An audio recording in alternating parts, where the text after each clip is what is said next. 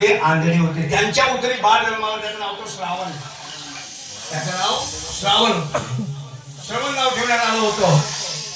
पण दोघे आंधळे असल्यामुळे आई वडिलांची सेवा करू लागला तो श्रावण. आणि एक दिवस मग आता शेवटचा वृद्धकाळ आलेला आहे.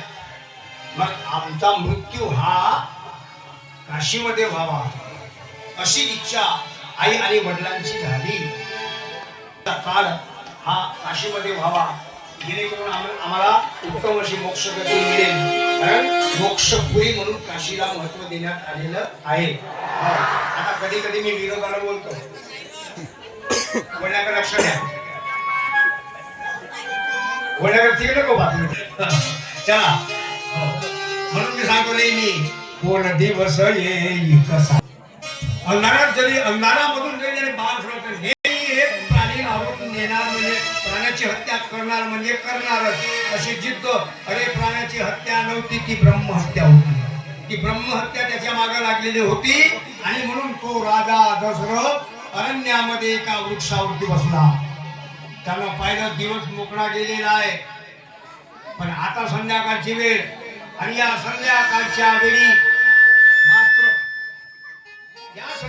वेळी मात्र कोणता नाही कोणता सावध, आणि म्हणून वाट पाहत राहिला.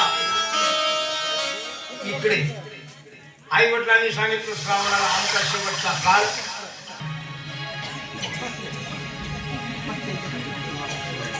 खरंय, आता पर्यटन म्हणून सगळे लोक जातात म्हणा, पण आहे त्याला त्याला त्याला त्याला कुठेतरी प्रमाण आहे. काशीला जाऊच रे,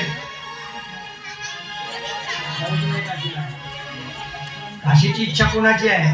ज्याला खरोखरच मोक्षपटवाने मृत्यूच्या दारी जायचं त्याला जाऊन आहे म्हणा. ते आता ते तुकाराम महाराजांचा अभंग आहे.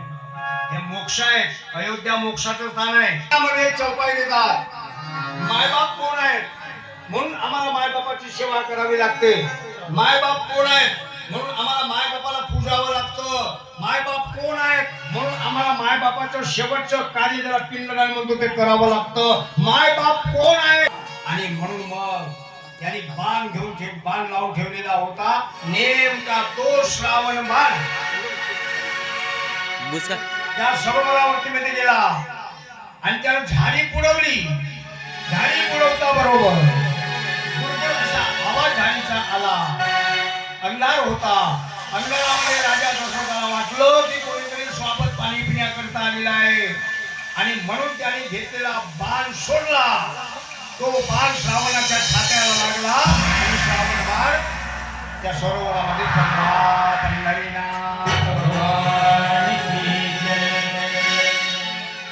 राजा दशरथ धावत तो जेव्हा त्या सरोवराच्या जवळ आला त्यावेळी त्याला वाटलं की या ठिकाणी कोणीतरी प्राण्याची नव्हे एका मनुष्याची हत्या माझ्या हातून घडलेली आहे.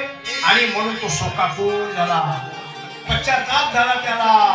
आणि त्यावेळी तो त्या बालकाच्या जवळ जाऊन, त्या श्रवणाच्या जवळ जाऊन राजा दशरथ म्हणतो, रे कसं काय घडलं हे? कोण आहेस तू? हे कसं काय घडलं? नेमका तू आज इथं कसा आला? वगैरे वगैरे वगैरे अशा प्रकारे तो राजा त्याला विचारू लागला. तेव्हा तो श्रावण बाळ म्हणतो आहे, आला तो एका मनुष्याची हत्या झालेली आहे. हृदयाचे हत्या. शेवटी काय महाराज म्हणतात, 3 ब्रह्महत्या लागलेल्या. 3.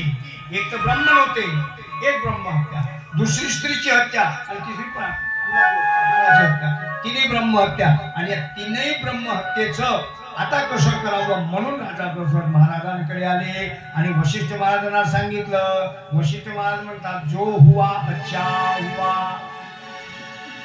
जो हुआ अच्छा हुआ. राजा म्हणतोय, काय अच्छा झाला म्हणता महाराज?